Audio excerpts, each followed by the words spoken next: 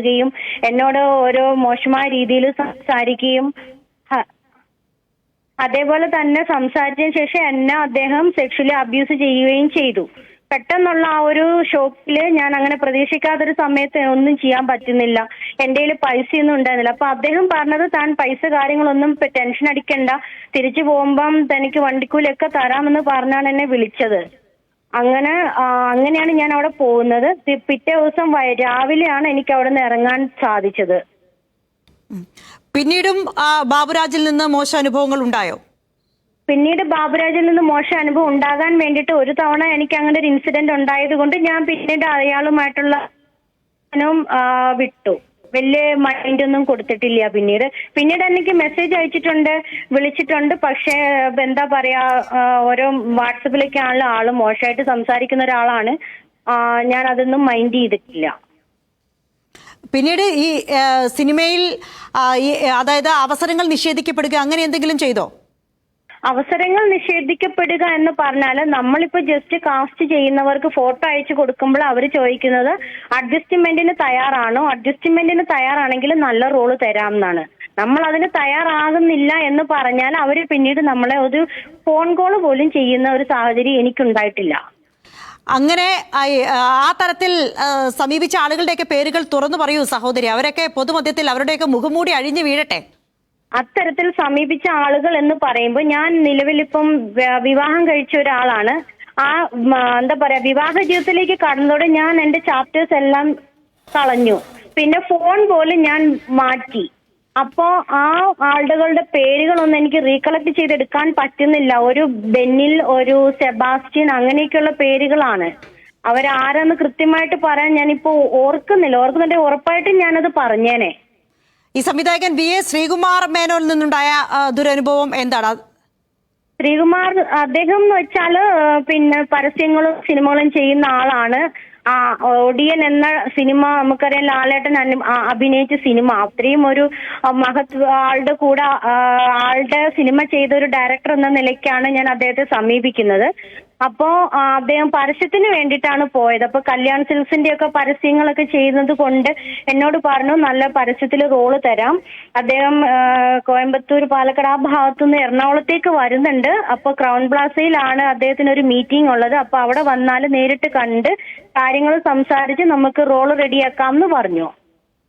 അതിനനുസരിച്ചിട്ടാണ് ഞാൻ ക്രൗൺ പ്ലാസയിൽ എത്തുന്നത്. അപ്പൊ അദ്ദേഹം ഇത്ര റൂം നമ്പറിലുണ്ട്, വരൂന്ന് പറഞ്ഞു. അപ്പം ഓൾറെഡി ഫോണിൽ വിളിക്കുമ്പോൾ മോളെ എന്നൊക്കെയാണ് വിളിക്കുന്നത്.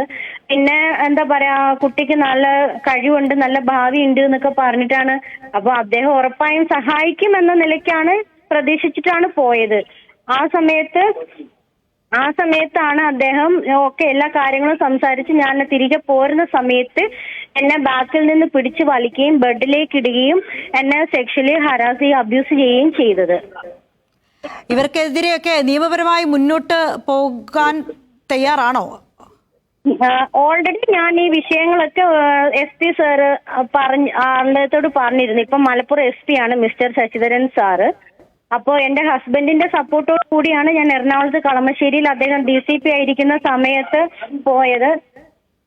അപ്പോ അദ്ദേഹം എല്ലാ വിവരങ്ങളും ഞാൻ പറഞ്ഞു. എറണാകുളത്ത് നടക്കുന്ന സെക്സ് റാക്കറ്റുകളും കാര്യങ്ങളും, സിനിമാ ഫീൽഡിലൂടെ വന്ന് സെക്ഷലി അബ്യൂസ് ആയ പെൺകുട്ടികൾ പലവരും സെക്സ് റാക്കറ്റിലേക്ക് പോകേണ്ട സാഹചര്യങ്ങളും അതിന്റെ സമ്മർദ്ദങ്ങളും ഒക്കെ ഞാൻ ആ സാറിനോട് പറഞ്ഞിരുന്നു. അപ്പൊ എന്നോട് പറഞ്ഞത് പരാതി കൊടുക്കാനാണ്.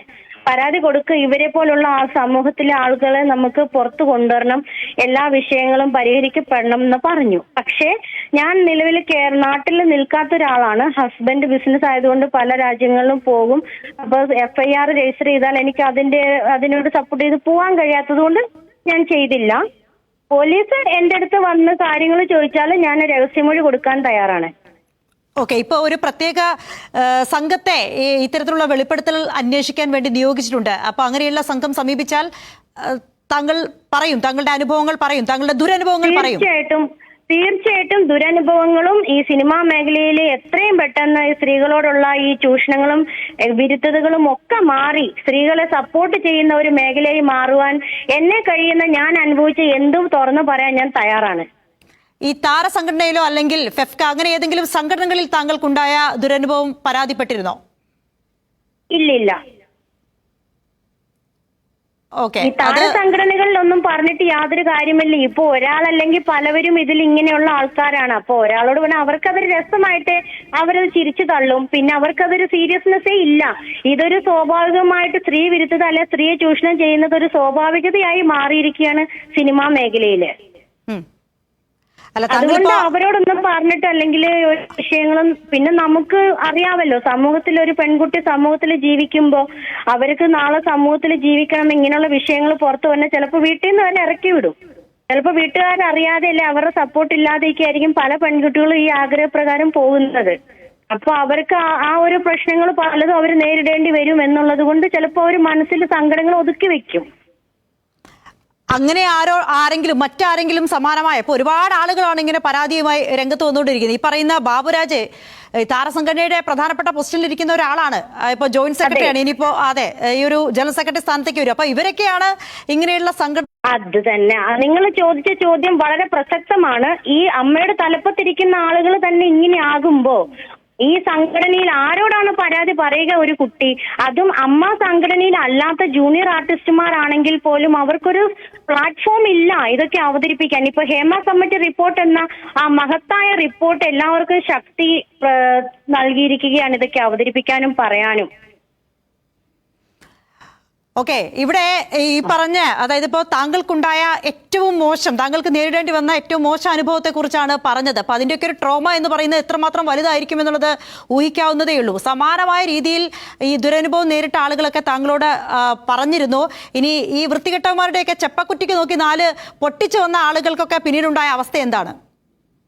ആളുകൾ പറയുന്നുണ്ട് പൊട്ടിക്കാം എടുക്കാം എന്നൊക്കെ. പക്ഷെങ്കില് മൂന്നാമത് കണ്ടു നിൽക്കുന്ന ഒരാൾക്ക് അതൊക്കെ പറയാൻ വളരെ എളുപ്പമാണ്. ചെവുക്കല് നോക്കി ഒന്ന് പൊട്ടിക്കാം. പക്ഷെ അവരൊക്കെ നമ്മളോട് പെരുമാറുന്ന ഒറ്റയടിക്ക് നമ്മളോട് സെക്സ് എങ്ങനെയല്ലല്ലോ ഈ നടന്മാരും ഇവരൊക്കെ ബിഹേവ് ചെയ്യുന്നത്. നമ്മളുടെ വിശ്വാസ്യത പിടിച്ചു പറ്റിയതിന് ശേഷമാണ് ഇവരൊക്കെ ഇതൊക്കെ ചെയ്യുന്നത്.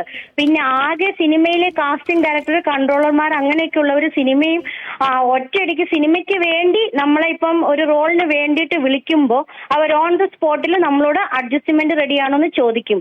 അല്ലാത്ത പക്ഷം വിശ്വാസ്യത നേടിയതിനു ശേഷം ഇരിക്കുക.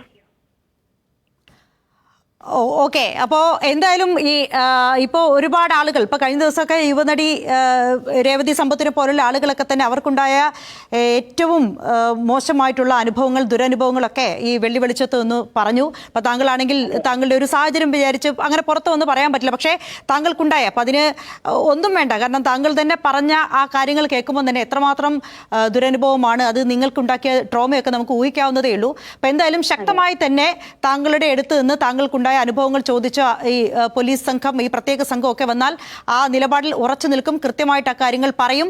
ഇനി നേരത്തെ പറഞ്ഞതുപോലെ ഈ ഒരു ശുദ്ധീകരണ പ്രക്രിയയ്ക്ക് നിങ്ങൾക്കാവുന്നത് ചെയ്യും അല്ലെ? അതെ, ശുദ്ധീകരണ പ്രക്രിയക്ക് എന്ത് കാര്യങ്ങൾ വേണേലും ഞാൻ അത് ചെയ്യും. നമ്മുടെ സമൂഹത്തിന് വളരെ വളരെ അനിവാര്യമായ ഒരു കാര്യമായതുകൊണ്ട് എന്ത് സപ്പോർട്ടും ഞാൻ ചെയ്യാൻ തയ്യാറാണ്. ഒരു പെൺകുട്ടി പോലും ഇനി കരഞ്ഞുകൊണ്ട് ആ മേഖലയിലേക്ക് നിന്ന് ഇറങ്ങിപ്പോരാൻ പാടില്ല. അവർക്ക് നല്ല സപ്പോർട്ട് കൊടുക്കുന്ന ഒരു സംരംഭമായി സിനിമ മാറണം. ഓക്കെ, ഈ ജൂനിയർ ആർട്ടിസ്റ്റുകൾക്ക് അപ്പൊ എല്ലാവരും ഒരുപാട് ജൂനിയർ ആർട്ടിസ്റ്റ് അങ്ങനെ ഒരു തരംതിരിവൊന്നുമില്ല, എല്ലാവർക്കും ഒരേ തരത്തിലുള്ള അനുഭവങ്ങളാണ്, ഇങ്ങനെ മോശം അനുഭവങ്ങളാണ് ഉണ്ടാകുന്നത് എന്ന് കേട്ടു. അപ്പോൾ ഈ വേതനത്തിന്റെ കാര്യത്തിൽ ഉൾപ്പെടെ വിവേചനം നേരിടുന്ന അവസ്ഥ കൂടി ഉണ്ടല്ലോ. അപ്പോൾ അതൊക്കെ മുതലെടുത്തുകൊണ്ട് ഇപ്പൊ അവസരങ്ങളുടെ കാര്യം പറഞ്ഞുകൊണ്ടാണല്ലോ പലരെയും പല തരത്തിലുള്ള അപ്പോൾ അത് വളരെയധികം ഈ ജൂനിയർ ആർട്ടിസ്റ്റുകൾക്കാണോ അനുഭവിക്കേണ്ടി വരുന്നത്? ജൂനിയർ ആർട്ടിസ്റ്റുകൾക്ക് അനുഭവിക്കേണ്ടി വരുന്നു എന്ന് പറഞ്ഞാൽ അതിനൊരു പ്രത്യേക ഒരു സിഗ്നിഫിക്കൻസ് അവർക്ക് കൊടുക്കേണ്ടി വരും. കാരണം ഈ കുട്ടികളെ നാളെ എന്താ പറയാ നമ്മളുടെ സിനിമയിൽ നിൽക്കുന്ന വലിയ വലിയ നടികളായി മാറിയേക്കാം എന്നുള്ള പ്രതീക്ഷയിൽ അവര് നിൽക്കുന്നുണ്ടാവാം. അപ്പൊ ഇവർക്ക് എന്തായാലും പേയ്മെന്റ് കൺസെഷൻ ഉണ്ട്. ജൂനിയർ ആർട്ടിസ്റ്റിന് വേറെ, മെയിൻ ആർട്ടിസ്റ്റ് അത് നമുക്കൊന്നും പറയാൻ പറ്റൂല. പക്ഷേങ്കില് ഇവരെ കിട്ടും, അല്ലെങ്കിൽ ഇവരെ എന്തിനും റെഡി ആണെന്നൊരു തോന്നലുണ്ട്.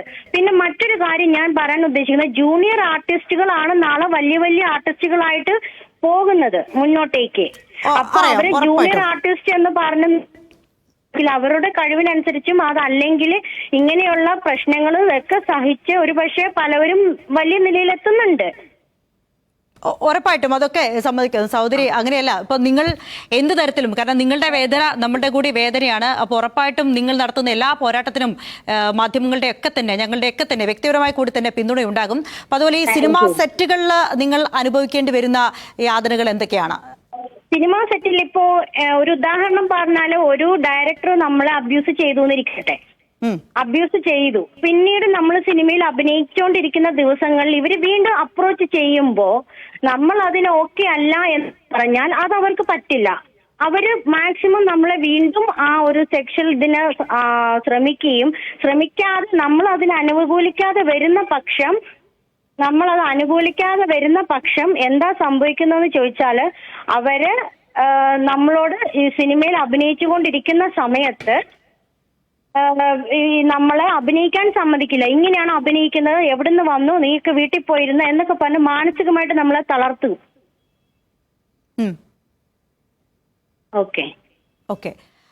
ഓക്കെ, വളരെയധികം നന്ദി സഹോദരി ഇത്രയും തുറന്നു പറഞ്ഞതിന്. കാരണം ഇവരുടെയൊക്കെ പൊയ്മുഖം, ഇത്രമാത്രം വൃത്തികേട് ചെയ്യുന്ന ആളുകളുടെയൊക്കെ പൊയ്മുഖം സമൂഹത്തിന് മുന്നിൽ അഴിഞ്ഞ് വീഴണം. അപ്പോൾ താങ്കൾക്കുണ്ടായ ദുരനുഭവം അത് ഇനി ഒരാൾക്കും ഉണ്ടാവരുത്. ഒരാൾക്ക് പോലും സിനിമയിൽ അഭിനയിക്കാൻ വേണ്ടി പ്രതിഭ കൊണ്ടുവരുന്ന ഒരാൾക്ക് പോലും ഉണ്ടാകരുത്. അപ്പോൾ അതുകൊണ്ട് അതിനൊക്കെ ഒരു മാറ്റം വേണം. അതിനുവേണ്ടിയുള്ള ഒരു ശുദ്ധീകരണ ക്രിയ, അതിനുള്ള തുടക്കമാകട്ടെ ഇപ്പോൾ നടക്കുന്നത്. മുകേഷിന്റെ വീട്ടിലേക്കുള്ള മഹിളാ കോൺഗ്രസിന്റെ പ്രതിഷേധ മാർച്ചാണ് കാണുന്നത് ഒരു വശത്ത്.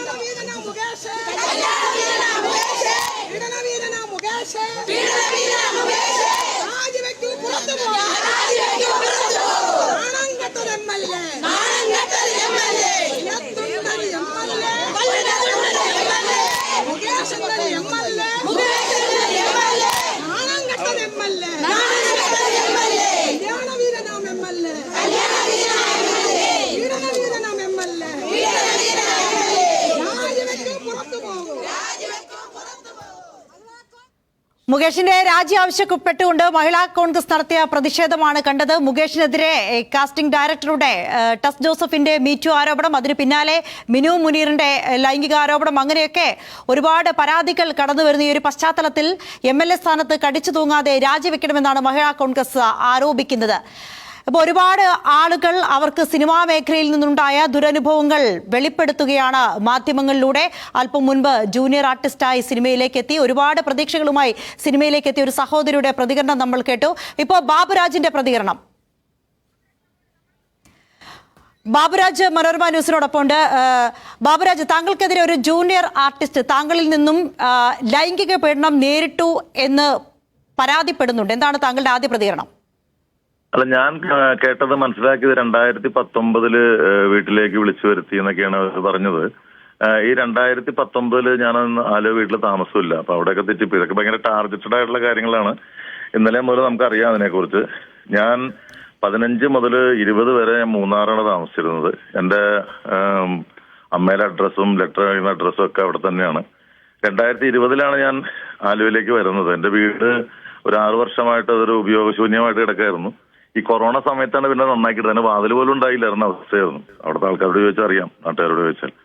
അപ്പൊ ഇതെല്ലാം എന്താ പറയാ, ഇതൊക്കെ ഭയങ്കരമായി ടാർഗറ്റ് ചെയ്തിട്ടുള്ള കാര്യങ്ങളാണ്. ഇപ്പോ അതാണ് നമുക്ക് ഈ സമയത്ത് പറയാൻ